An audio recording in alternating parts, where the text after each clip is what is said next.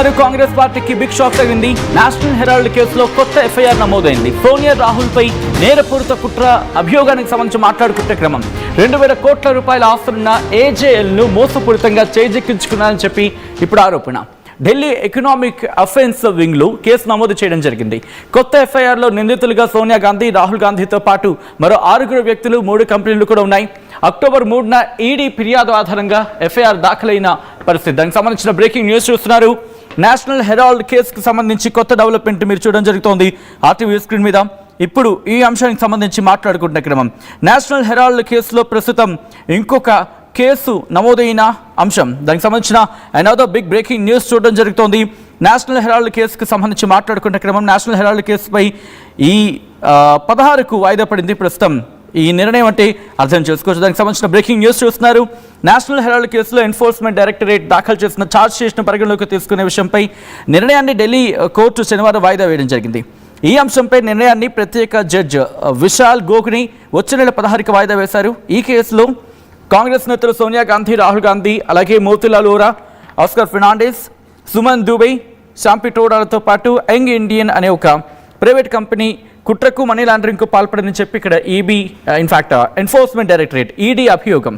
National Herald పత్రికను ప్రచురిస్తున్న associated journalist limited అంటే ఏజేఎల్కు చెందిన సుమారు 2000 కోట్ల రూపాయల ఆస్తులని నిందితులు తమ హస్తగతం చేసుకున్నారని చెప్పి ప్రస్తుతం ఎంక్వైరీలు వినిపిస్తున్నమాట. సో ఈ నేపథ్యంలో ఇంకా ఎటువంటి అభియోగాలు ఉన్నాయి, ఎటువంటి కేసెస్ రిజిస్టర్ అవ్వడం జరిగింది, ఎటువంటి సెక్షన్స్ కింద కేసు నమోదు అవ్వడం జరిగింది, డీటెయిల్గా మాట్లాడుకునే ప్రయత్నం చేద్దాం. మా ప్రతినిధి నవీన్ అప్డేట్స్ అందించేందుకు ఢిల్లీ నుంచి సిద్ధంగా ఉన్నారు. లైవ్లో ఢిల్లీ నవీన్ దగ్గరికి వెళ్ళే ప్రయత్నం చేస్తున్నాను. నవీన్, ప్రస్తుతం ఏ కేసు నమోదు అవ్వడం జరిగింది? నేషనల్ హెరాల్డ్ కేసు ఇంకా చెప్పాలంటే ఇంకా బలం పుంజుకుంటుందా ప్రస్తుతం దీంతో కలిపి?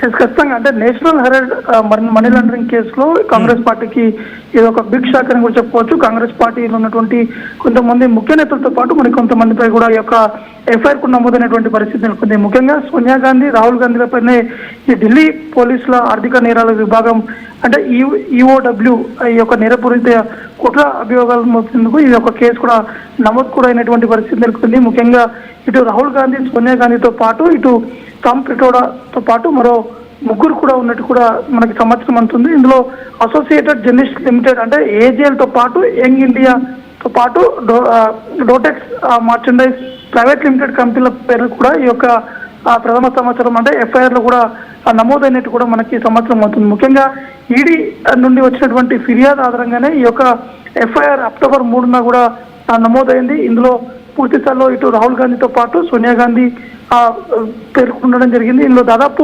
2000 కోట్ల విలువైనటువంటి ఆస్తులు కలిగినటువంటి ఏజెంట్ను కూడా మోసపూరితంగా స్వాధీనం చేసుకోవడం సంబంధించినటువంటి అంశాలపైనే ఈ యొక్క కుట్ర పన్నారని చెప్పేసి కూడా ఇప్పటికే ఆరోపించినటువంటి పరిస్థితి నెలకొంది. ఈ నేపథ్యంలోనే ఇటు ఈ కేసు కూడా నమోదైనటువంటి పరిస్థితి నెలకొంది. అంటే ఇటు National Herald money laundering case సంబంధించిన విషయం చూసుకుంటే ఈ కేసు 2012 ఈ యొక్క కేసుకు నమోదైనటువంటి పరిస్థితి నెలకొంది. ముఖ్యంగా బీజేపీ నేత సుబ్రహ్మణ్య స్వామి ఉన్నటువంటి స్థానిక కోర్టు కూడా ఫిర్యాదు కూడా చేసేటువంటి పరిస్థితి నెలకొంది. అయితే ఆ సమయంలో అసోసియేటెడ్ జర్నలిస్ట్ లిమిటెడ్ అంటే ఏజేఎల్ ని స్వాధీనం చేసుకునేటువంటి ప్రక్రియలో కాంగ్రెస్ నేతలు మోసంతో పాటు నమ్మక ద్రోహం పాల్పడ్డారని చెప్పేసి కూడా గతంలో సుబ్రహ్మణ్య స్వామి యొక్క కేసును కూడా ఫైల్ కూడా చేసినటువంటి పరిస్థితి నెలకొంది. ఆ సమయంలోనే సుబ్రహ్మణ్య స్వామి కూడా అనేక అంశాలపై కూడా ఆరోపణలు కూడా చేసినటువంటి పరిణామాలు కనిపిస్తున్నాయి. కాబట్టి జవహర్లాల్ నెహ్రూతో పాటు ఇతర స్వతంత్ర సమర యోధులకు సంబంధించినటువంటి వారు స్థాపించినటువంటి సమయం అంటే 1938లో ఈ యొక్క నేషనల్ హెరాల్డ్ వార్తాపత్రికను కూడా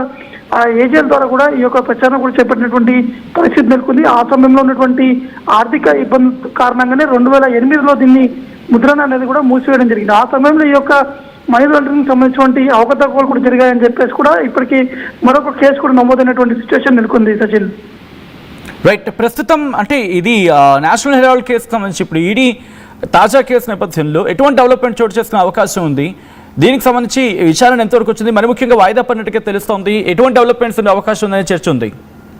ఆల్రెడీ ఇప్పుడు ఉన్నటువంటి కేసుల్లో మాత్రం ఆల్రెడీ విచారణకు కూడా హాజరైనటువంటి పరిస్థితి నెలకొంది. గతంలో విచారణకు హాజరయ్యారు. మళ్ళీ నెక్స్ట్ మంత్ కూడా ఈ మనీ నేషనల్ హెరాల్డ్ కేసు మళ్ళీ విచారణ కూడా వచ్చేటువంటి అవకాశం కనిపిస్తుంది. ఆలోపే ఇటు మరొక ఈఓడబ్ల్యూలో ఈ యొక్క ఎఫ్ఐఆర్ కూడా నమోదైంది కాబట్టి మళ్ళీ ఈ కేసులో కూడా మీరు విచారణ కూడా వచ్చేటువంటి అవకాశం కనిపిస్తుంది. దీనికి సంబంధించినటువంటి ఇంకా డేట్ అనేది ఇంకా ఇవ్వలేదు. డేట్ ఫిక్స్ అయిన తర్వాత విచారణకు వస్తారో లేదనేది కూడా చూడాల్సి ఉంటుంది సచిన్.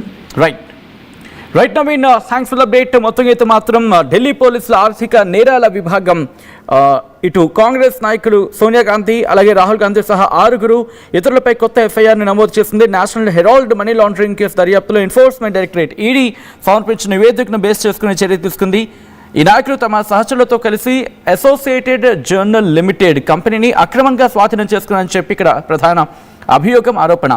ఇది గతంలో కాంగ్రెస్తో అనుబంధం ఉన్న సుమారు 2,000 కోట్ల రూపాయల ఆస్తులు ఉన్న సంస్థ అంటూ కూడా మాట్లాడుకుంటున్న క్రమం. దీంతో ఈ కుటుంబానికి సంబంధించి అంటే గాంధీ కుటుంబం వీళ్ళ వాటా 76% ఉంది అని చెప్పి ఉన్న యంగ్ ఇండియన్ అనే కంపెనీ ద్వారా ఈ ఆస్తుని హస్తగతం చేసుకున్నారని చెప్పి అక్టోబర్ 3 నాటికి ఎఫ్ఐఆర్ తెలిపింది. అయితే PMLA prevention of money laundering అంటూ ఉంటాం కదా, పిఎంఎల్ఏ సెక్షన్ 66(2) కింద ఈడీ అభ్యర్థన మేరకు ఢిల్లీ పోలీసులు కేసు నమోదు చేశారు. రౌజ్ అవెన్యూ కోర్టుకు ED young Indian money laundering పాల్పడింది చెప్పి అంటే యంగ్ ఇండియన్ మనీ లాండరింగ్ పాల్పడింది చెప్పుకొచ్చింది. ఏజేఎల్ వాటాదారులకు అన్యాయం జరిగింది. ఈ నిర్ణయం వల్ల యంగ్ ఇండియన్ అక్రమ లాభాలు పొందిందని చెప్పి ఆరోపించింది. దాతలు ఇచ్చిన ఆ వాంగ్మూలం ప్రకారం సీనియర్ కాంగ్రెస్ నాయకులను సంతృప్తిపరచడానికి నిధులు సమకూర్చారంటూ కూడా చెప్పుకొచ్చిన క్రమం. సో ఈ నేపథ్యంలో ప్రస్తుతం ఈ క్రమంలోని ప్రస్తుతం అనేక అంశాలు అనేవి వెలుగులోకి రావడం జరుగుతోంది. ప్రస్తుతం దీనికి సంబంధించి పూర్తి స్థాయి ఇన్వెస్టిగేషన్ జరిగిన తర్వాత ఎటువంటి డెవలప్మెంట్స్ ఉంటాయనేది ఇప్పుడు ఆసక్తికరంగా మారింది. దీని మీద మీ అభిప్రాయం అనేది కామెంట్ చేసే ప్రయత్నం చేయండి.